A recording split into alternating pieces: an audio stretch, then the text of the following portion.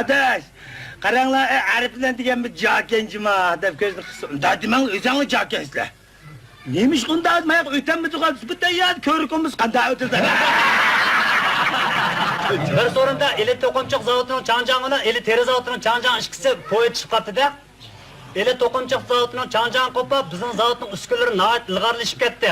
Bir odam bir quchoq jungni ko'tarib, zavodning ma tarafidan kirib kelsa, o tarafdan popakini kiyib chiqib dedi-da. Desa, eli teri zavodining Changjiang qo'pib poyetibdi. Bizning zavodning uskunalari nihoyat ilg'orlashib ketdi. Va bir tarafdan kalını shunday kirgizib olsak, o tarafdan 36, 37, 38 oyoqlar tizilib chiqib debdi. Agar o oyoqlar xaridor yarma qilib qolsa, oyoqni shunday kirgizib olsak, oyoqdan kal o'zi mo'rab chiqdi dedi.